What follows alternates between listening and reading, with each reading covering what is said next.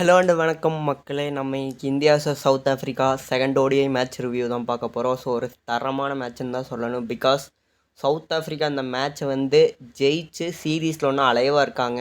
So அவங்க சொன்ன மாதிரி இந்தியாவை என்ன பெக் பண்ண வைப்போம் நாங்கள் இந்தியாவை அப்படின்னு சொல்லி சவால் விட்ருக்கானுங்க இந்த கோச், சவுத் ஆஃப்ரிக்கன் கோச். பார்க்கலாம், வாய்ப்பேச்சு இந்த அளவுக்கு தான் பேசியிருக்கிறானுங்க. ஸோ அதுக்கு ரிவெஞ்ச் தர முடியுதா நம்ம இந்தியன் டீம்னால் அப்படின்னு பார்க்கலாம். ஸோ ஃபஸ்ட்டு போன மேட்ச்சில் நடந்த மாதிரியே India loose the toss and first bat பண்ண வேண்டிய கட்டாயத்தில் வந்தாங்க. ஸோ எகெயின் இன்றைக்கி பார்த்தீங்கன்னா ஜெய்ஸ்வால் அக்ரெசிவாக ஆட ட்ரை பண்ணி அவுட் ஆகிறாரு. அடுத்து நம்ம ரோஹித் இன்றைக்கி ஃபார்ச்சுனேட் அவுட் ஆகிட்டு போகிறாரு. But the history never repeat it செல்ஃப்மாங்க. ஸோ தேர்ட் விக்கெட் பார்ட்னர்ஷிப் நம்ம Ruturaj and Kohli 1 down 2 down இறங்கினீங்க. நின்று தலைவனுங்க 2 பேருமே ஒவ்வொரு செஞ்சுரி.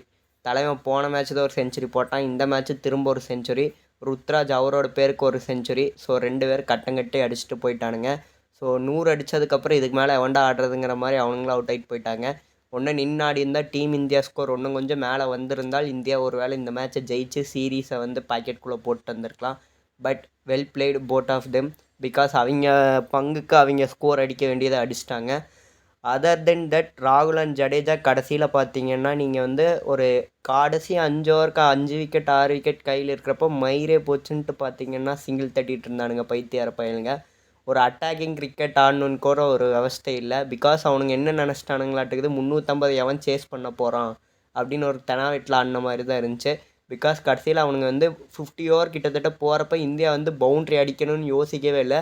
ஸ்ட்ரைக் ரொட்டேட் பண்ணிட்டுருக்காங்க அப்போ போய். ஓகேவா, இது நடுவில் T20 ஜெர்சி ஒன்று இந்தியாவுக்கு இதை புதுசாக ரிவீல் பண்ணியிருக்காங்க. ஸோ அதனால் பார்த்தீங்கன்னா இந்தியா போன மேட்சோட ஒரு 10 ரன் 360 கிட்ட டார்கெட் செட் பண்ண முடியுது. ஸோ லாஸ்ட் மேட்ச்சு நான் சொல்லியிருப்போம் பார்த்தீங்கன்னா போன மேட்ச் 2வது மேட்ச் பாருங்கள், சவுத் ஆஃப்ரிக்கா கட்டங்கட்டி அடிக்க போகிறானுங்க இந்தியாவை. ஸோ இந்தியா 2வது மேட்ச் தோக்க தான் போகுதுன்னு சொல்லியிருந்தேன். ஸோ அதே மாதிரியே last match top order south ஆஃப்ரிக்காவுக்கு பர்ஃபார்ம் பண்ணல. இன்றைக்கி கேப்டன் இப்போ பவுமா உள்ளே வந்திருக்காரு. ஸோ கேப்டன் ஒரு ஹாஃப் செஞ்சுரி கிட்ட அடிக்கிறாரு. மார்க்ரம் ஓப்பனிங்கில் ஒரு 100 அடிக்கிறாங்க. ஸோ ரன்சஸ் தரமாக போகுது. ஸோ அவங்க நல்ல டூனை செட் பண்ணி விட்டாங்க. பிரெட்ஸ்கி சொல்லவே வேணாம், போன மேட்ச் ஆட்டியே ஒரு 70s கிட்ட அடிக்கிறாரு. டெவால் பிரிவிஸ் மேட்சை மாற்றினது அந்தாள் தான் சொல்லணும். பிகாஸ் இந்த பையன்தான் ஒரு T20 ஃபார்மேட் ஆடி விட்டு போயிட்டான்.